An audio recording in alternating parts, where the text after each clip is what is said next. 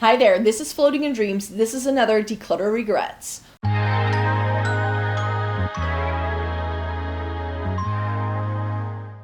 Welcome to everybody watching today. Thank you so very much for joining me.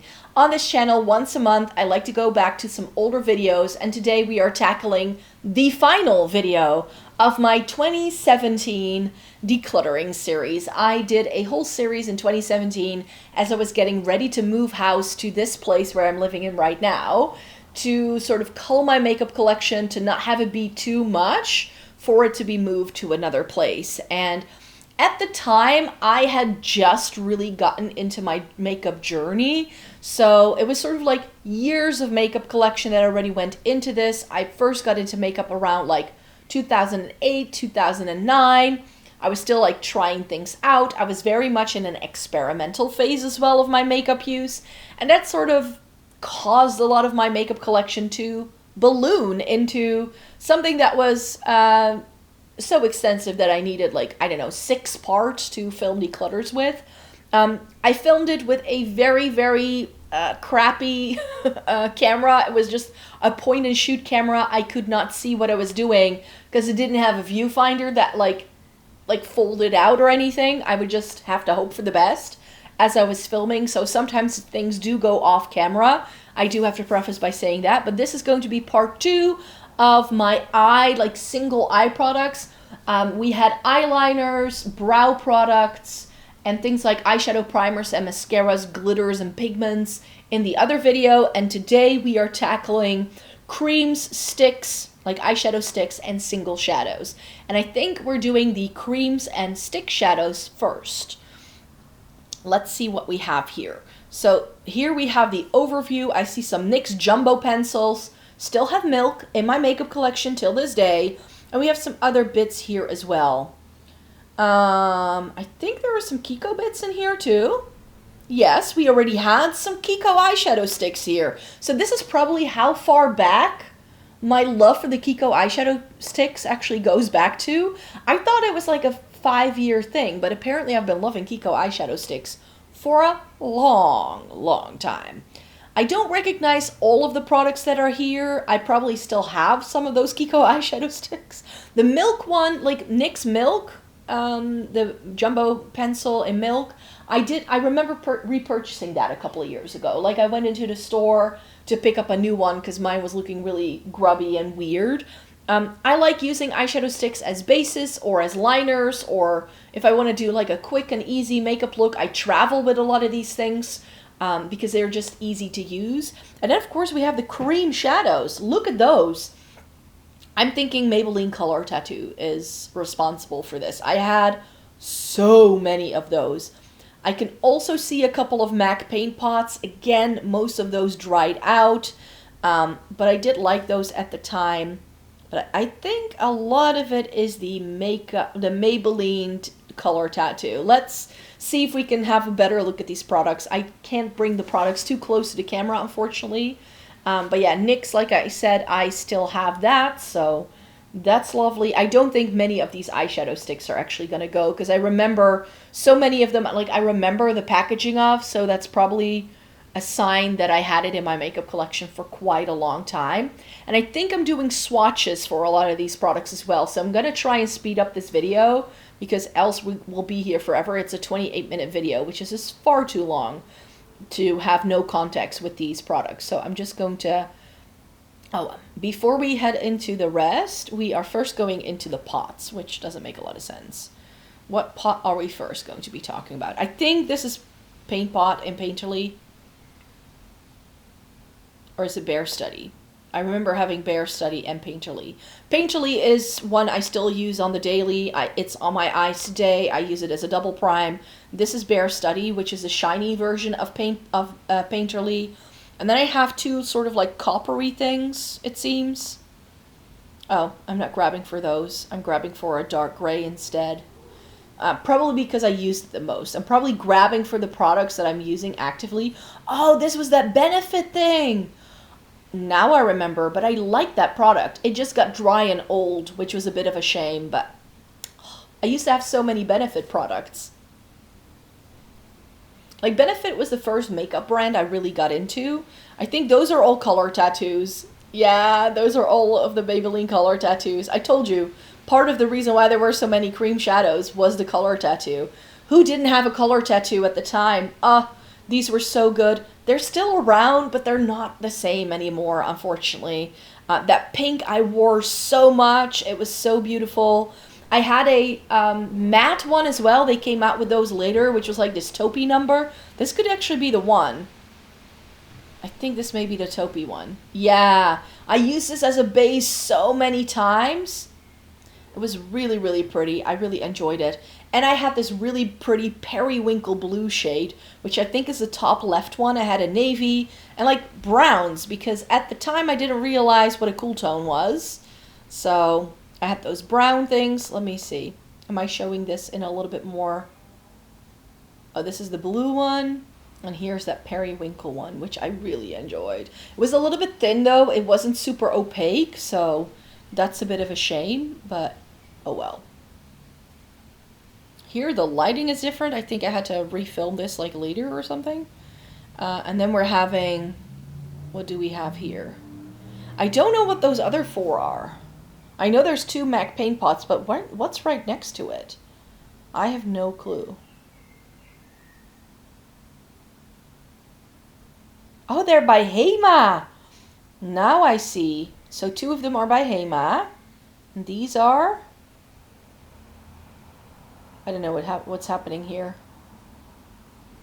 And then we're moving on to the MAC paint pots here. Don't remember the names of these. I think these are actually being decluttered in this video because I wasn't a huge fan of those 2 shades. And these with the wide lid, I don't remember what these were, but they could be by H&M. They could very well be, because I still have one, I think. I still have one of those, but I had a bunch. I had a bunch. Yeah, don't know what those last 2 were. And then we just have a whole bunch of Kiko eyeshadow sticks, which, as I mentioned, I love those things to pieces, so those were not going anywhere in this video. I'm just swatching them all out by one.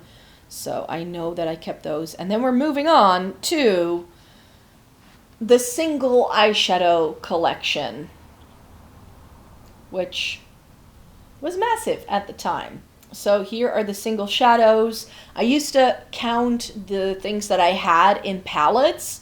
So my MAC, I think my MAC singles, and I think a lot of that is actually Makeup Geek in the red package thing. And then I have my other eyeshadow singles in the zebra one. I still have those palettes. I've just repurposed them over the years.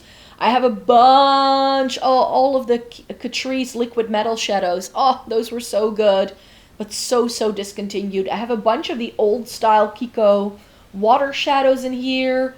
I already had some ColourPop Super Shocks. I did not realize that. I thought I didn't start buying ColourPop until I moved into this place. Oh well. Some Essence things, some Nabla things. I think some Max Factor even in here. Some Bourjois. Some of those L'Oreal Infallible shadows. Those were amazing as well. Very similar to the Victoria Beckham lid lusters that they do now. I don't remember what those like golden round things were. I think those were H&M. I think some baked shadows in here, some Benefit. I can see some MAC, some more Kiko, some Rimmel in here. And then I think some Catrice off to the side, some MUA, some KVD Beauty.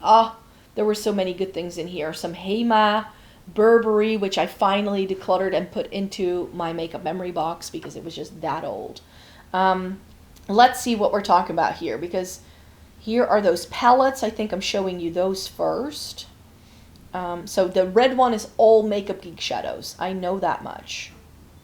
And I still have a lot of those Makeup Geek shadows in my singles collection. That's the Burberry shadow. It's in Rosewood. I remember the shade off the top of my head. Over here it barely had a pan. Right now it has a huge dip. I always loved it. It's this really nice rosy taupe shade. But Burberry as a makeup brand hadn't been around for years, so it was just floating around my makeup collection.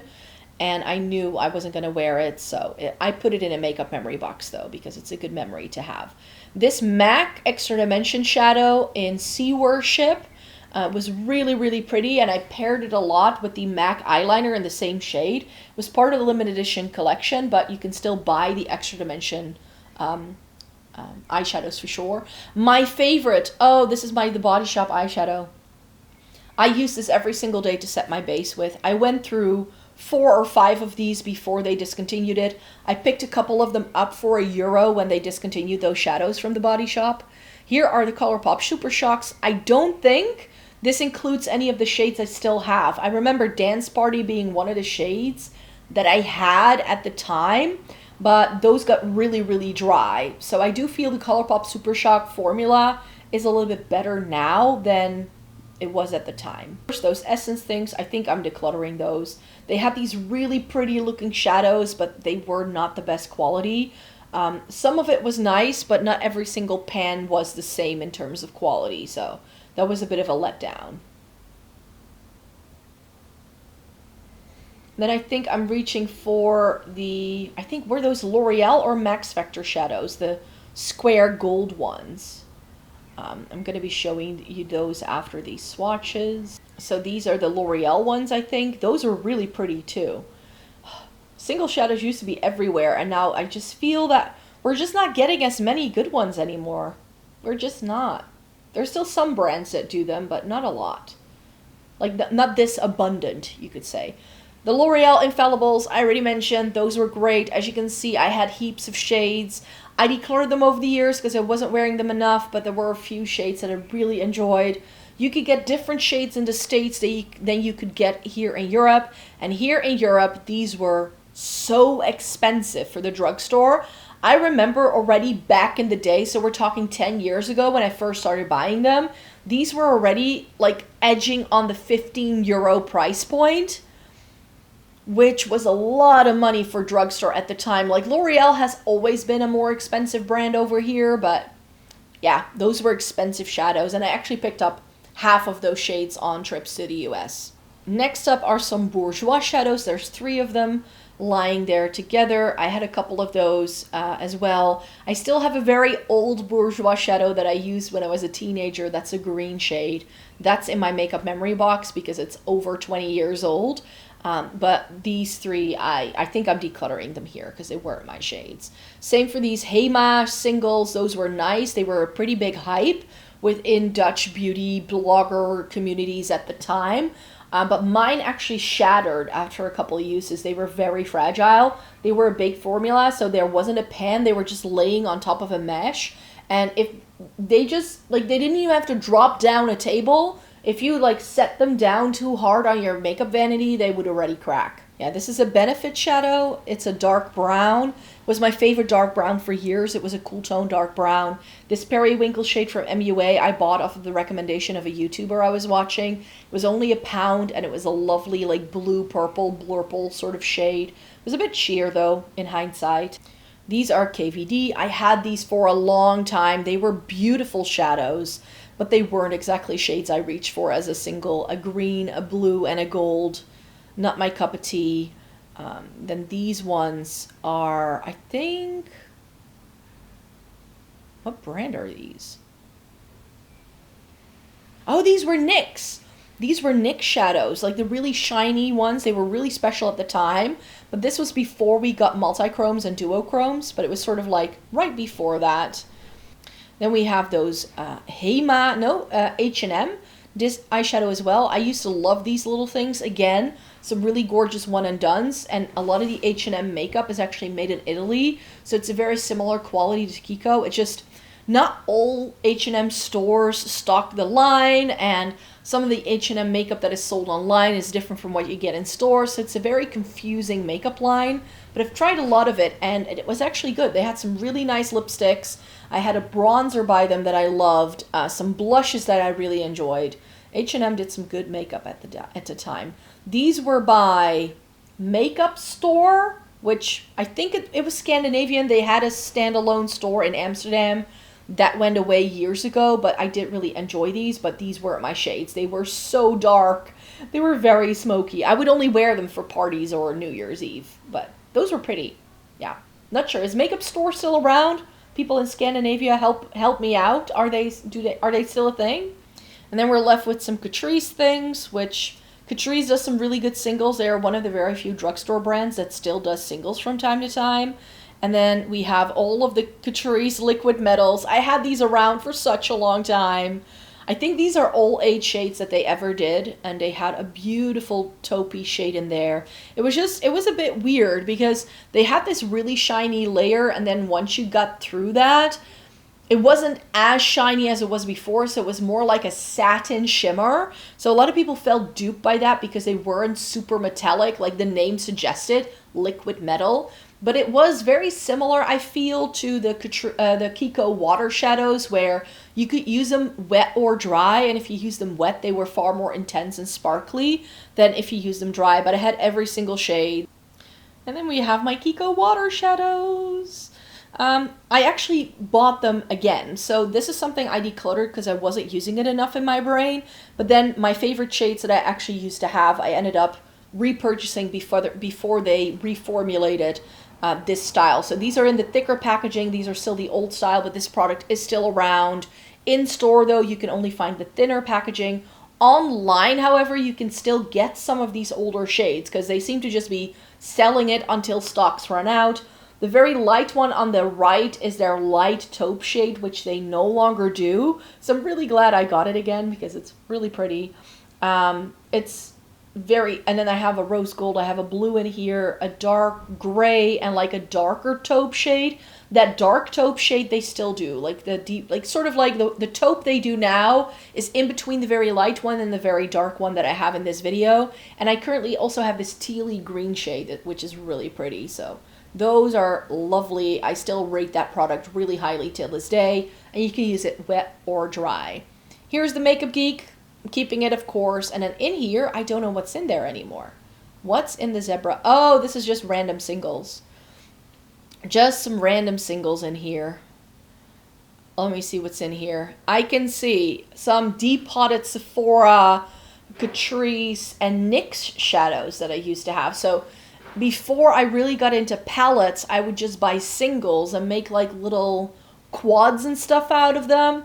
And here I think I've just depotted a bunch of like random singles that I used to have that I wasn't reaching for. So I stuck them all together in a palette. I don't own any of these anymore.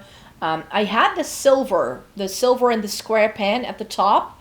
That one I had around for years. I even put it into a round pan, but I decluttered it this year. But that was a really, really beautiful silver shimmer from Catrice. And those were all of the products that I showed you in that video. Again, such a nostalgic one for me because so many products that are in that video I still rate very highly till this day. Of course, some of it has been decluttered or it's no longer very popular, but I still think there are so many good things in those videos. It's such a throwback for me. Let me know in a comment down below if you remember any of these products. Did you have any of those L'Oreal Infallible shadows? A girl would love to know, so let me know what it is that you are nostalgic for makeup-wise, and then I really hope you would like to stay tuned. I will be back with a video like this again next month, but you're gonna have to help me out what you want me to do, because I could just keep continuing doing old decluttering videos, because I have a whole series from 2018 as well. So I could do that, or do you want me to do some other videos? Like I could also go over like my 2017 eyeshadow palette collection or something like that. Like what would you like me to talk about? Like do you want me to dig into my blog and sort of scroll through some pictures with you guys? Because I know I did an entire blog series on my makeup collection in like 2012 or something. So if you want to see that, you want me to go even further back down memory lane, let me know what you want to see next, because then I can make that happen for you as of August. So thanks so much for joining me here today. Thumbs up this video if you liked it, and subscribe, because I will be back with a new video very, very soon, because I do post 4 times a week on this channel. See you next time. Bye-bye.